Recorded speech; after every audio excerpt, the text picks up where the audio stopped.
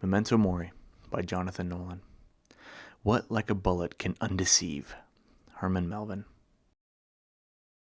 Your wife always used to say you'd be late for your own funeral. Remember that? Her little jokes because you were such a slob, always late, always forgetting stuff, even before the incident. Right about now, you're probably wondering if you were late for hers. You were there. You can be sure of that. That's what the picture is for, the one tacked to the wall by the door.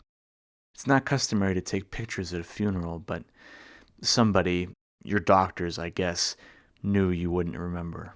They had it blown up nice and big and stuck it right there next to the door, so you couldn't help but see it every time you got up to find out where she was. The guy in the picture, the one with the flowers, that's you. And what are you doing? You're reading the headstone, trying to figure out whose funeral you're at, same as you're reading it now. Trying to figure out why someone stuck that picture next to your door.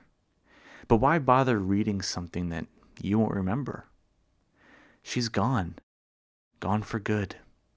And you must be hurting right now, hearing the news. Believe me, I know how you feel. You're probably a wreck. But give it 5 minutes, maybe 10. Maybe you can even go a full half hour before you forget. But you will forget. I guarantee it. A few more minutes and you'll be heading for the door, looking for her all over again, breaking down when you find the picture. How many times do you have to hear the news before some other part of your body, other than that busted brain of yours, starts to remember? Never-ending grief, never-ending anger, useless without direction. Maybe you can't understand what's happened. Can't say I really understand either. Backwards amnesia. That's what the sign says. CRS disease. Your guess is as good as mine. Maybe you can't understand what happened to you, but you do remember what happened to her, don't you? The doctors don't want to talk about it. They won't answer my questions. They don't think it's right for a man in your condition to hear about those things. But you remember enough, don't you? You remember his face. This is why I'm writing to you. Futile, maybe. I don't know how many times you'll have to read this before you listen to me. I don't even know how long you've been locked up in this room already. Neither do you. But your advantage in forgetting is that you'll forget to write yourself off as a lost cause.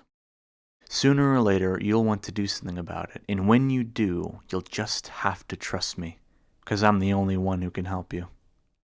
Earl opens one eye after the other to a stretch of white ceiling tiles interrupted by a hand-printed sign taped right above his head, large enough for him to read from the bed. An alarm clock is ringing somewhere. He reads the sign, blinks, reads it again, then takes a look at the room. It's a white room, overwhelmingly white, from the walls and the curtains to the institutional furniture and the bedspread. The alarm clock is ringing from the white desk under the window with the white curtains. At this point, Earl probably notices that he's lying on top of his white comforter. He's already wearing a dressing gown and slippers. He lies back and reads the sign taped to the ceiling again. It says in crude block capitals, "This is your room. This is a room in a hospital. This is where you live now." Earl rises and takes a look around. The room is large for a hospital. Empty linoleum stretches out from the bed in 3 directions. 2 doors and a window. The view isn't very helpful either. A close of trees in the center of a carefully manicured piece of turf that terminates in a sliver of 2-lane blacktop. The trees, except for the evergreens, are bare. Early spring or late fall, one or the other. Every inch of the desk is covered with post-it notes, legal pads, neatly printed lists, psychological textbooks, framed pictures. On top of the mess is a half-completed crossword puzzle. The alarm clock is writing a pile of folded newspapers.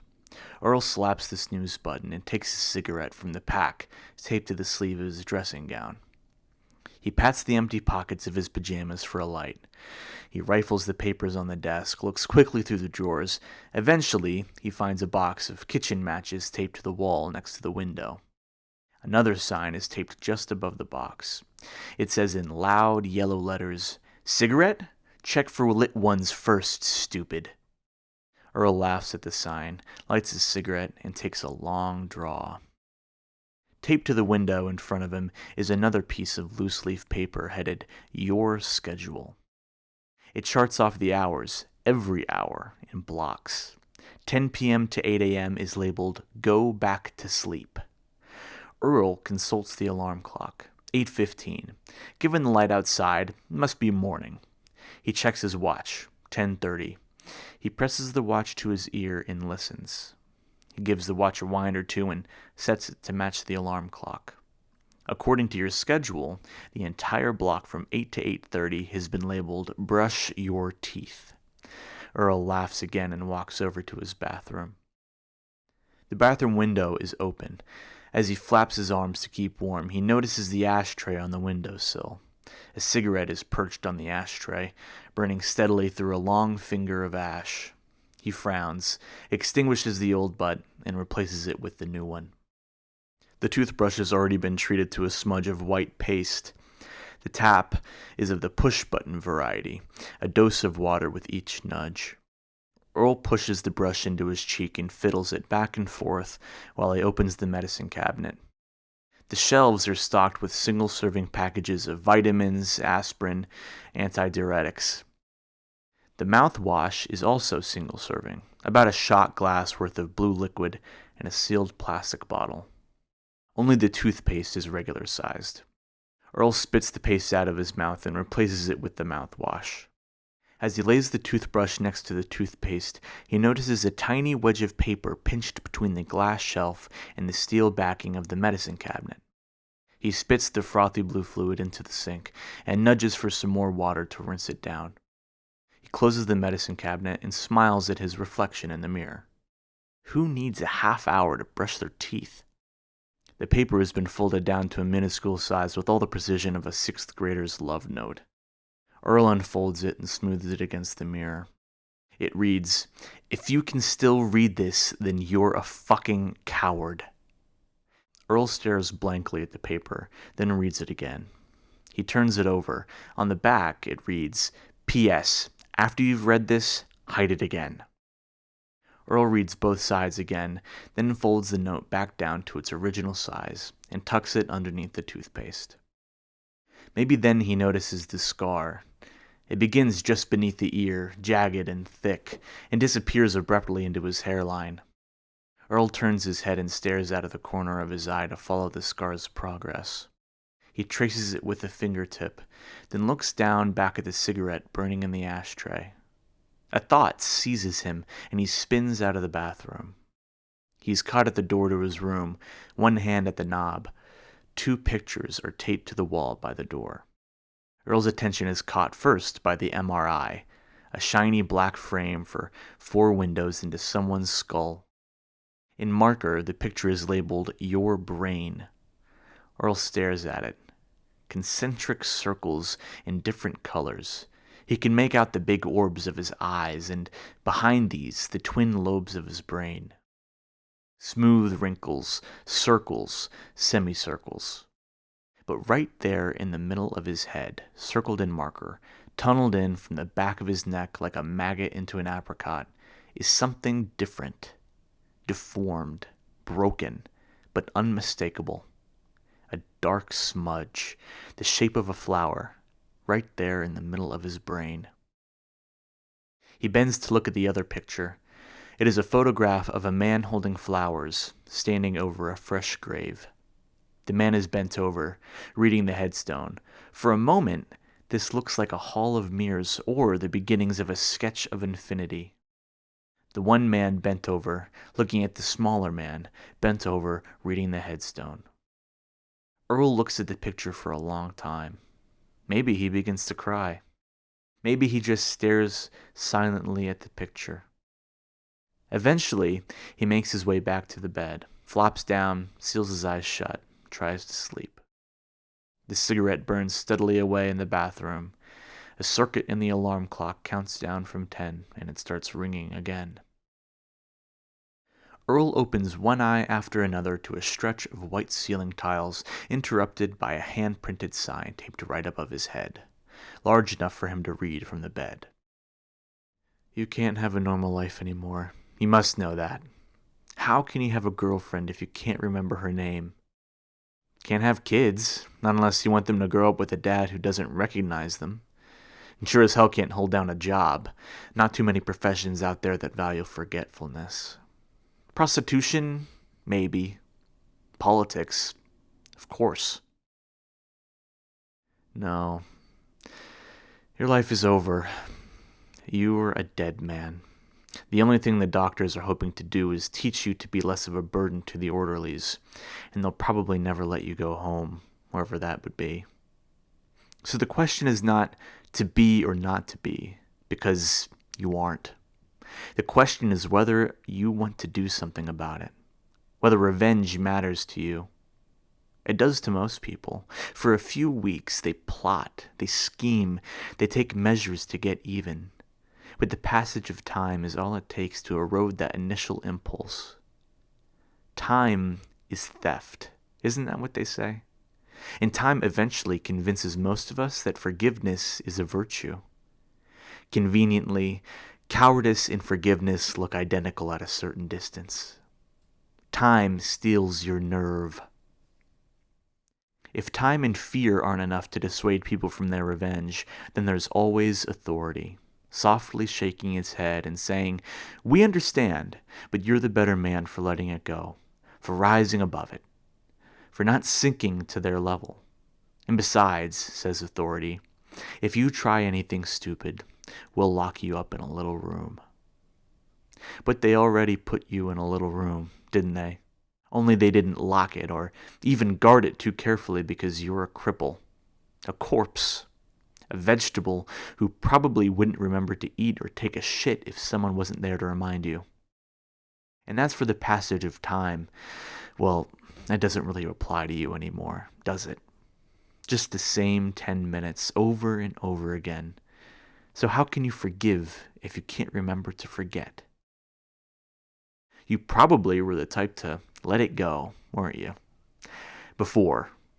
But you're not the man you used to be. Not even half. You're a fraction.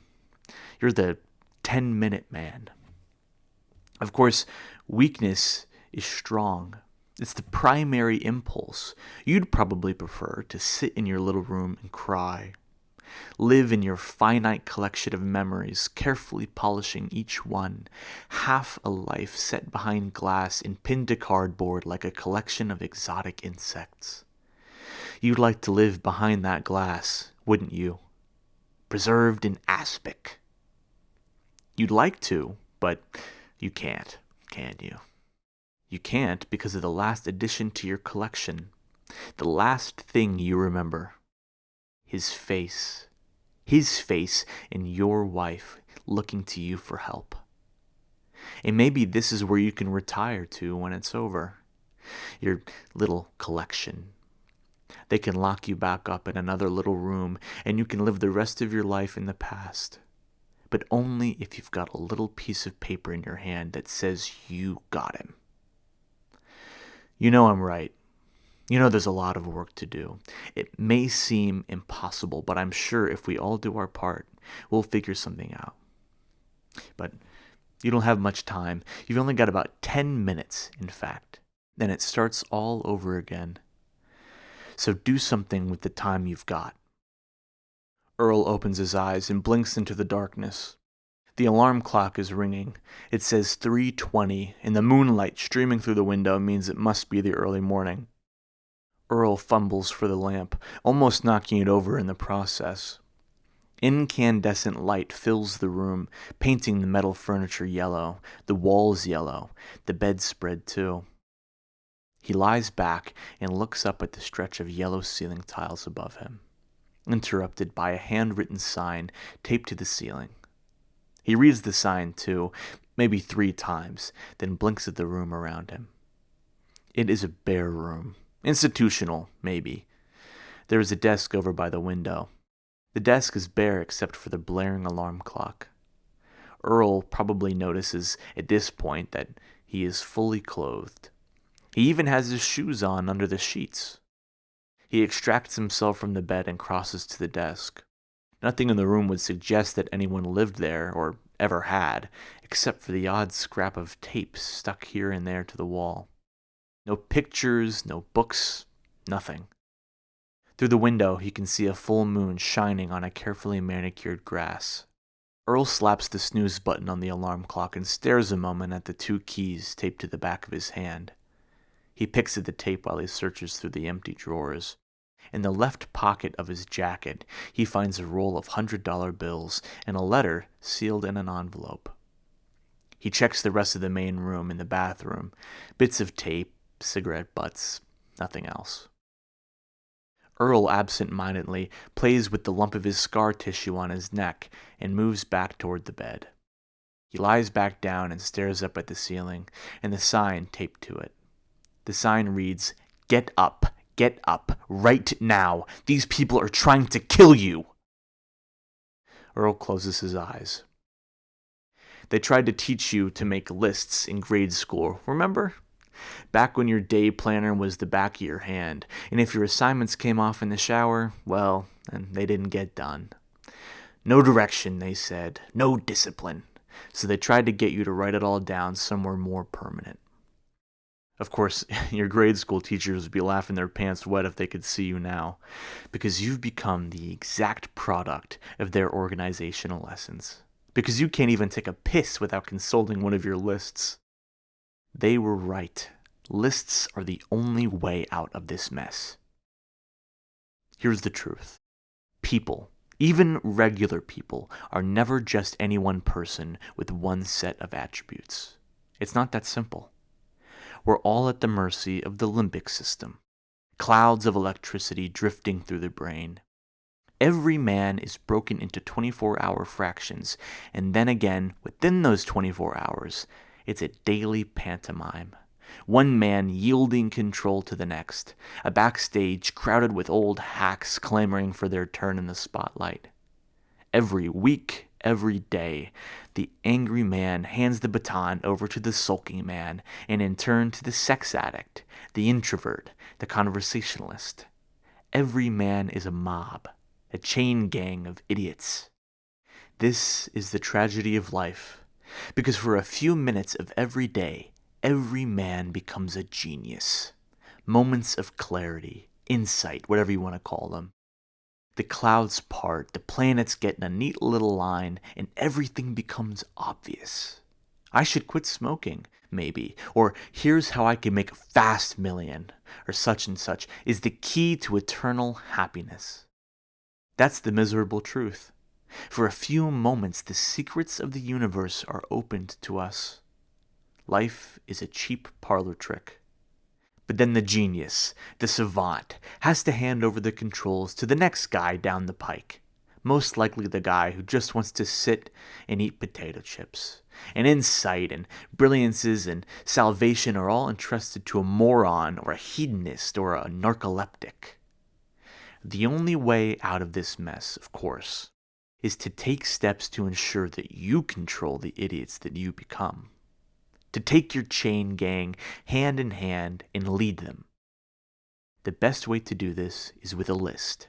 It's like a letter you write to yourself, a master plan, drafted by the guy who can see the light, made with steps simple enough for the rest of the idiots to understand. Follow steps 1 through 100. Repeat as necessary. Your problem is a little bit more acute, maybe, but fundamentally the same thing. It's like that computer thing, the Chinese room. You remember that? One guy sits in a little room, laying down cards with letters written on them in a language that he doesn't understand, laying them down one letter at a time, in a sequence according to someone else's instructions. The cards are supposed to spell out a joke in Chinese. The guy doesn't speak Chinese, of course. He just follows his instructions. There are some obvious differences in your situation, of course. You broke out of the room they had you in, so the whole enterprise has to be portable. And the guy giving you the instructions, well, that's you, too. Just an earlier version of you. And the joke you're telling, well, it's got a punchline. I just don't think anyone's going to find it very funny. So that's the idea. All you have to do is follow your instructions, like climbing a ladder or descending a staircase, one step at a time. Write down the list. Simple. And the secret, of course, to any list is to keep it in a place where you're bound to see it. He can hear the buzzing through his eyelids. Insistent, he reaches out for the alarm clock, but he can't move his arm. Earl opens his eyes to see a large man bent double over him. The man looks up at him, annoyed, then resumes his work. Earl looks around him, too dark for a doctor's office. Then the pain floods his brain, blocking out the other questions. His squirms gain, trying to yank his forearm away, the one that feels like it's burning. The arm doesn't move, but the man shoots him with another scowl. Earl adjusts himself in the chair to see over the top of the man's head. The noise and the pain are both coming from a gun in the man's hand, a gun with a needle where the barrel should be. The needle is digging into the fleshy underside of Earl's forearm, leaving a trail of puffy letters behind it. Earl tries to rearrange himself to get a better view, to read the letters on his arm, but he can't. He lies back and stares at the ceiling. The tattoo artist turns off the noise, wipes Earl's forearm with a piece of gauze, and wanders over to the back to dig up a pamphlet describing how to deal with a possible infection. Maybe later he'll tell his wife about this guy in his little note. Maybe his wife will convince him to call the police. Earl looks down at the arm. The letters are rising up from the skin, weeping a little. They run from just behind the strap of Earl's watch all the way to the inside of his elbow. Earl blinks at the message and reads it again. It says, in careful little capitals, "I raped and killed your wife." It's your birthday today, so I got you a little present. I would have just bought you a beer, but who knows where that would have ended. So instead, I got you a bell. I think I may have had to pawn your watch to buy it, but what the hell do you need a watch for anyway? You're probably asking yourself, why a bell? In fact, I'm guessing you're going to be asking yourself that question every time you find it in your pocket. Too many of these letters now, too many for you to dig back into every time you want to know the answer to some little question. It's a joke, actually, a practical joke. But think of it this way. I'm not really laughing at you so much as with you. I'd like to think that every time you take it out of your pocket and wonder, why do I have this bell? A little part of you, a little piece of your broken brain will remember and laugh, like I'm laughing now. Besides, you do know the answer. It was something you learned before. So if you think about it, you'll know. Back in the old days, people were obsessed with the fear of being buried alive. You remember now? Medical science not being quite what it is today, it wasn't uncommon for people to suddenly wake up in a casket. So rich folks had their coffins outfitted with breathing tubes, little tubes running up to the mud above so that if someone woke up when they weren't supposed to, they wouldn't run out of oxygen. Now, they may have tested this out and realized that you could shout yourself hoarse through the tube, but it was too narrow to carry much noise. Not enough to attract attention, at least. So a string was run up the tube to a little bell attached to the headstone. If a dead person came back to life, all they had to do was ring his little bell till someone came and dug him up again. I'm laughing now, picturing you on a bus or maybe in a fast food restaurant, reaching into your pocket and finding your little bell and wondering to yourself where it came from, why you have it. Maybe you'll even ring it. Happy birthday, buddy. I don't know who figured out the solution to our mutual problem, so I don't know whether to congratulate you or me. A bit of a lifestyle change, admittedly, but an elegant solution nonetheless. Look to yourself for the answer. That sounds like something out of a Hallmark card. I don't know when you thought it up, but my hat's off to you. Not that you know what the hell I'm talking about, but honestly, a real brainstorm.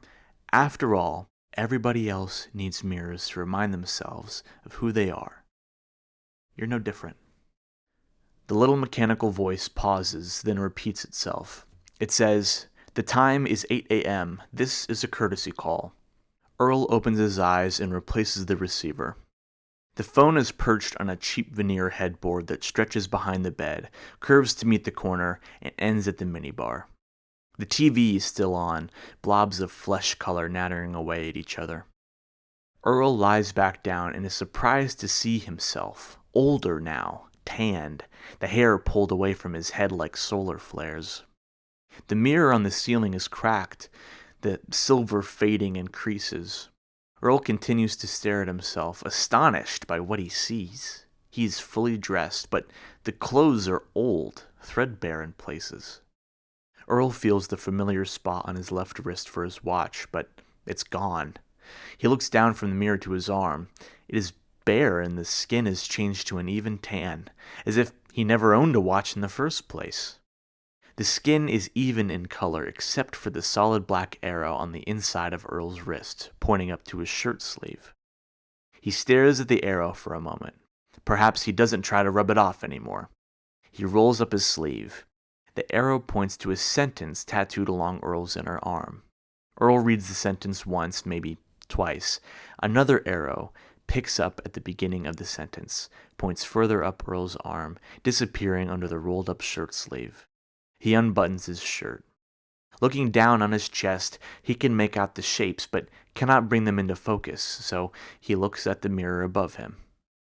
The arrow leads up Earl's arm, crosses at the shoulder, and descends onto his upper torso, terminating at a picture of a man's face that occupies most of his chest. The face is that of a large man, balding, with a mustache and a goatee. It is a particular face, but like a police sketch, it has a certain unreal quality. The rest of his upper torso is covered in words, phrases, bits of information, and instructions, all of them written backward on Earl and forward in the mirror. Eventually, Earl sits up, buttons his shirt, and crosses to the desk.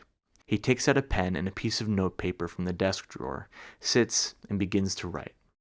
I don't know where he'll be when you read this. I'm not even sure if he'll bother to read this. I guess you don't need to.